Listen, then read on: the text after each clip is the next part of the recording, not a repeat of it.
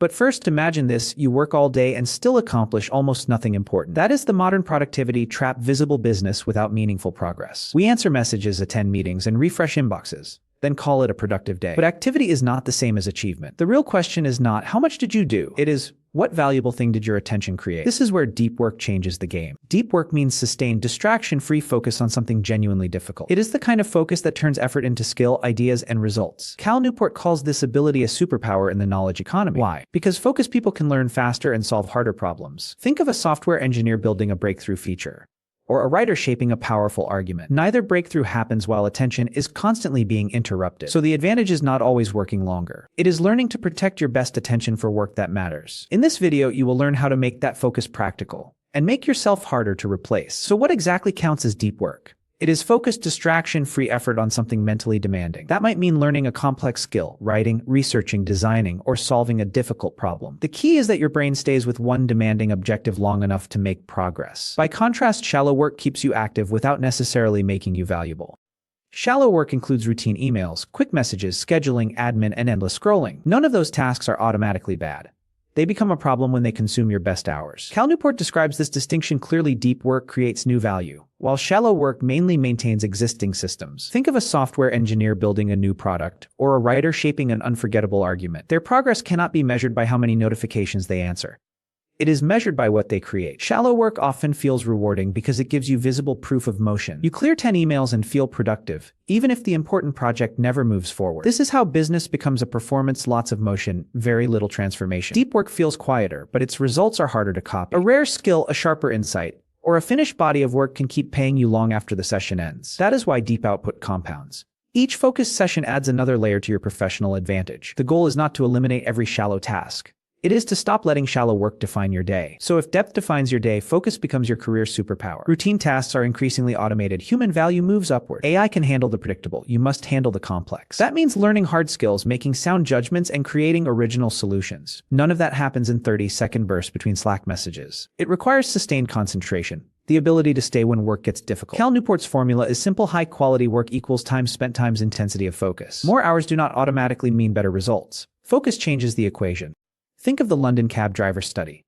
Learning the city's maze like streets reshape the brain. The takeaway is bigger than taxes: sustained mental effort builds capability. A programmer learns a new language. A designer masters a complex tool. A manager sees the pattern others miss. Their edge is not constant activity. It is concentrated practice. Smart tools amplify focused people. They do not replace the thinking behind the tool. Your advantage is becoming the person who can learn difficult things and finish meaningful work. But there is a problem: modern life trains your attention to do the opposite. That attack works because your brain is being trained for fragmentation.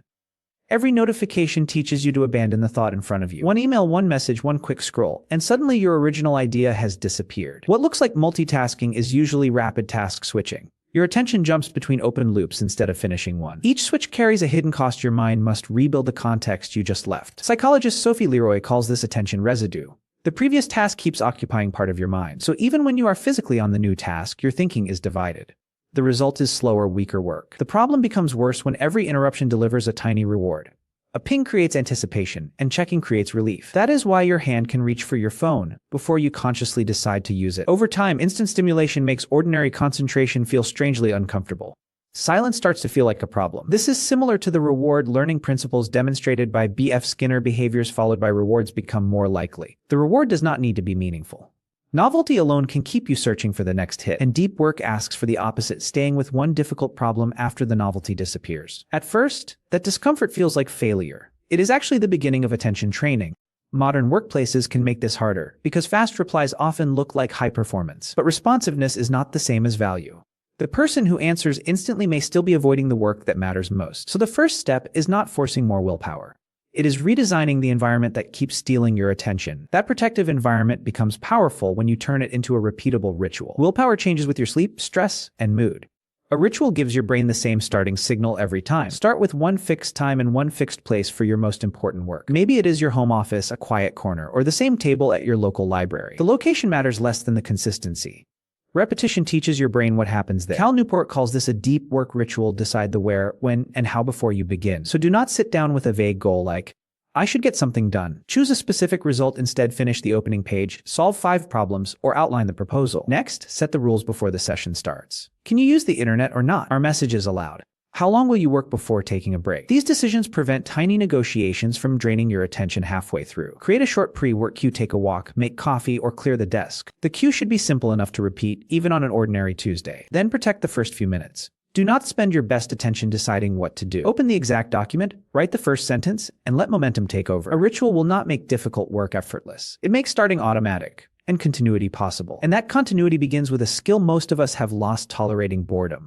Every idle second now has an escape hatch. Check the phone. Waiting in line, riding the tube, even standing in an elevator. Scrolling fills the gap. That reflex is learned. Your brain starts treating unstimulated moments as problems to solve. Then difficult work feels unbearable. Not always because it is hard, but because it is quiet. The fix is not constant motivation. It is practicing the return. When discomfort appears, do not instantly feed it with stimulation. Stay for one more minute. You are teaching your attention that an urge is not an order. Cal Newport calls one method productive meditation. Think deeply while your body is busy. Use a walk, shower, or commute. Pick one specific problem before you begin. Not think about work.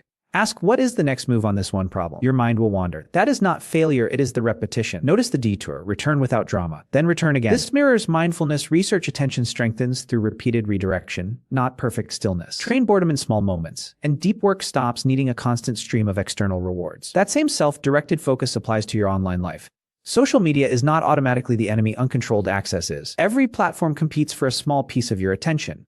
Its business model improves when you keep checking. That is why a quick American style, just 5 minutes, on TikTok or Instagram can quietly become an hour. The problem is not one post. It is the repeated interruption that keeps your mind expecting novelty. Cal Newport calls this a craftsman's approach. Judge a tool by whether it meaningfully advances your goals. So do not ask, is this app popular? Ask, what measurable benefit does it create for me?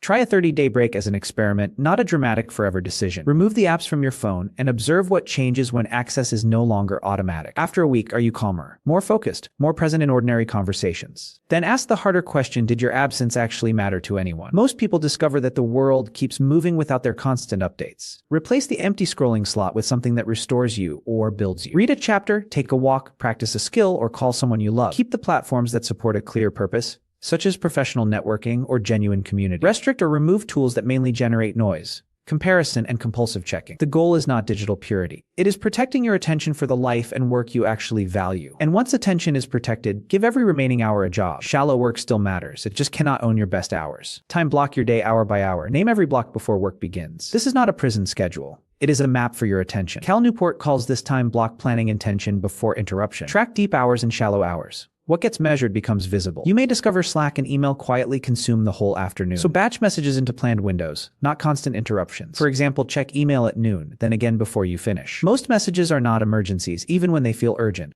When you reply, write clearly, include context, next steps, and deadlines. One complete message prevents 5 pointless back and forth. Then set a firm shutdown time. Work must end on purpose. A deadline creates healthy pressure. Prioritize, finish, let minor tasks wait. Contain the shallow work, and your best energy can finally create. Now that shallow work is contained, the next step is designing focus around your real life, not forcing yourself into perfection. Start by identifying your highest trigger distractions.